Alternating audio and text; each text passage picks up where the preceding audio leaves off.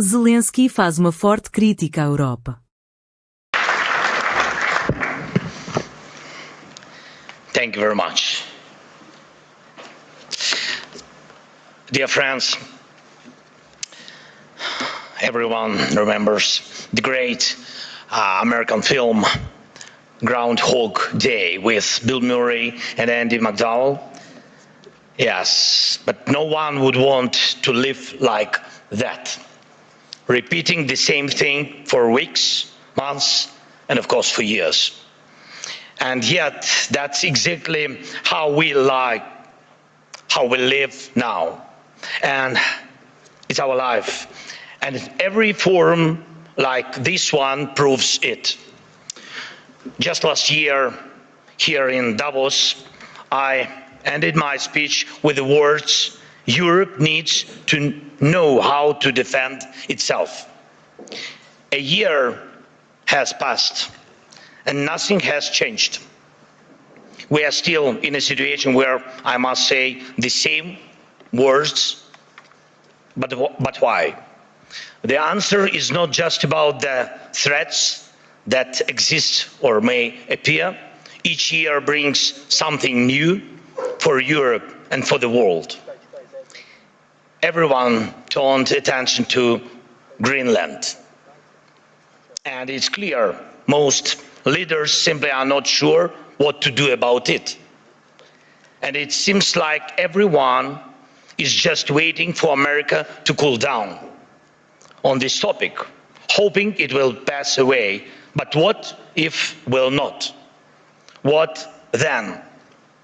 There was so much talk about the protests in Iran, but they drowned in blood. The world has not helped enough the Iranian people, and it's true. It has stood aside in Europe holidays. By the time politicians came back to work and started forming a position, the Ayatollah has already killed thousands. And what will Iran become after this bloodshed? If the regime survives, it sends a clear signal to every bully, kill enough people and you stay in power. Who in Europe needs that message to become a reality? And yet Europe hasn't even tried to build its own response. Let's look at the Western Hemisphere. President Trump led an operation in Venezuela and Maduro was arrested. And there were different opinions about it, but the fact remains Maduro is on trial in New York. Sorry, but Putin is not on trial. And this is the fourth year of the biggest war in Europe since World War II. And the man who started it is not only free, he is still fighting for his frozen money in Europe. And you know what? He is having some success, it's true. It's Putin who's trying to decide how the frozen Russian assets should be used, not those who have the power to punish him for this war. Thankfully, the EU decided to freeze Russian assets indefinitely, and I'm grateful for that. Thanks Ursula, thanks Antonio, and all the leaders who helped. But when the time came to use those assets to defend against Russian aggression, the decision was blocked. Putin managed this, yes, managed to stop Europe, unfortunately. Next point. Because of the America's position, people are now avoiding the topic of the International Criminal Court. And that's understandable. It's American historical position. But at the same time, there is still no real progress on establishing a special tribunal for Russian aggression against Ukraine, against the Ukrainian people. And we have an agreement, it's true. Many meetings with staff and actual work happening inside. What's missing? Time or political will. Too often in Europe, something else is always more urgent than justice. Right now, we are working actively with partners on security guarantees, and I'm grateful for that, but those are for after the war ends. Once the ceasefire begins, there will be contingents and joint patrols and partner flags on Ukrainian soil. And that is a very good step and the right signal that UK and France are ready to actually commit their forces on the ground, and there is already a first agreement on that. Thank you, Keir, thanks Emmanuel, and all the leaders in our coalition. And we are doing everything to make sure that our coalition of the willing truly becomes a coalition of action. And again, everyone is very positive, but, always but the backstop of President Trump is needed. And again, no security guarantees work without the US. But what about the ceasefire itself? Who can help make it happen? Europe loves to discuss the future, but avoids taking action today, action that defines what kind of future we will have. That is the problem. Why can't President Trump stop tankers from the shadow fleet and seize oil, but Europe doesn't? Russian oil is being transported right along European shores. That oil funds the war against Ukraine. That oil helps destabilize Europe. So Russian oil must be stopped and confiscated and sold for Europe's benefit. Why not? If Putin has no money, there is no war for Europe. If Europe has money, then it can protect its people. Right now, those tankers are making money for Putin, and that means Russia continues to push its sick agenda. Next point. I've said it before and I'll repeat it again. Europe needs united armed forces, forces that can truly defend Europe. Today, Europe relies only on the belief that if danger comes, NATO will act. But no one has really seen the alliance in action. If Putin decides to take Lithuania or strike Poland, who will respond? Who will respond? Right now, NATO exists thanks to belief that the United States will act, that it will not stand aside and will help. But what if it doesn't? Believe me, this question is everywhere in the minds of every European leader, and some try to get closer to President, acting, investing in weapons production and etc., building partnerships, getting public support for higher defense spending. But let's remember, until America pressured Europe to spend more on defense, most countries were not even trying to reach 5% of GDP, the minimum needed to ensure security. Europe needs to know how to defend itself. And if you send 30 or 40 soldiers to Greenland, what is that for?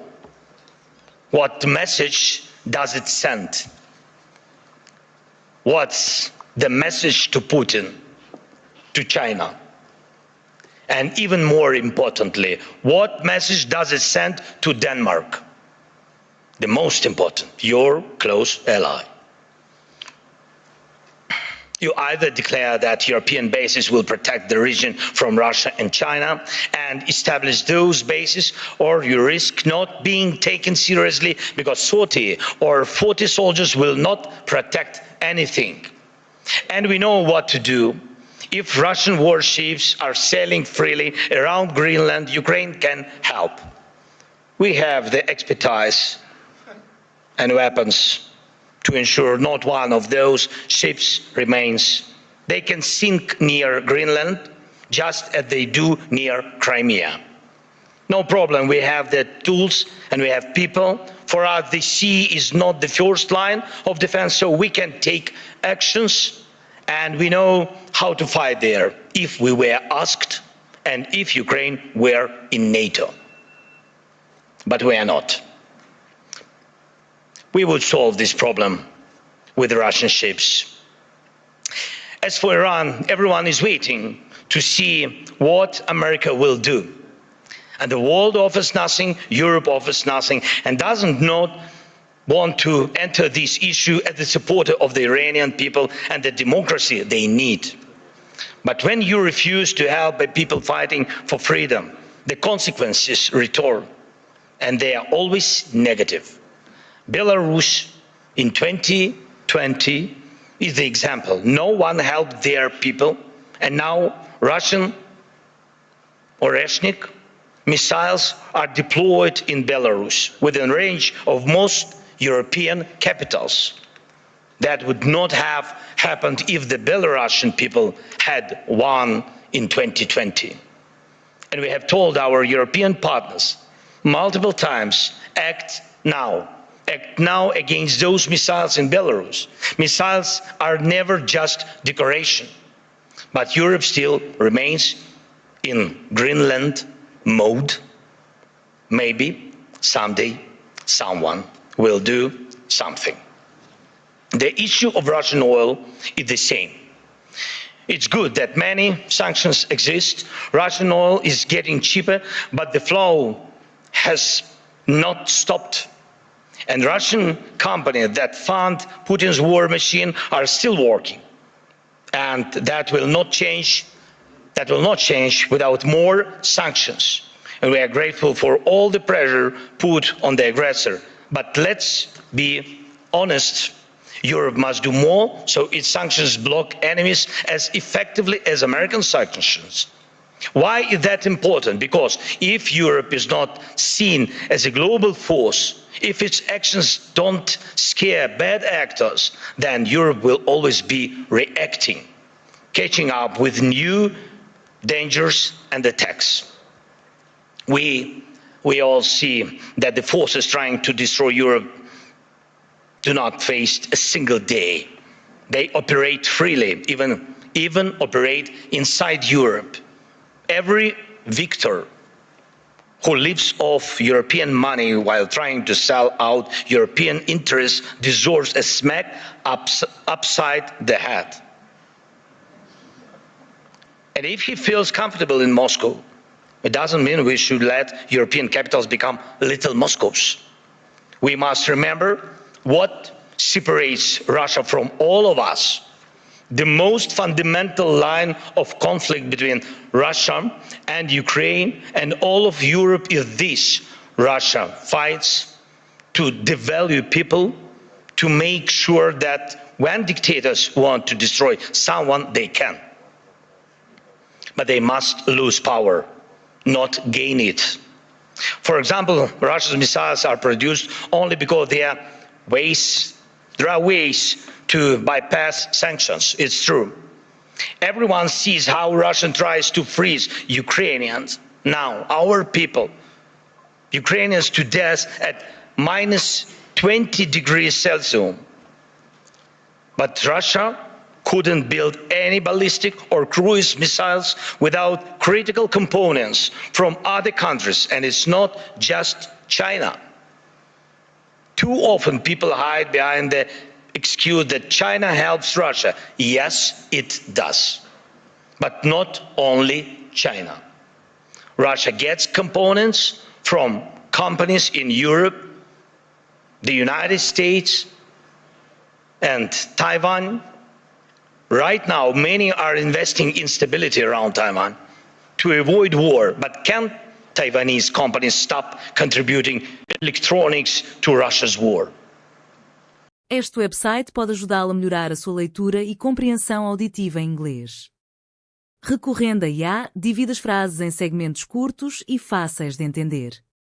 Com o leitor, pode ajustar a velocidade, fazer pausa ou recuar para compreender cada frase.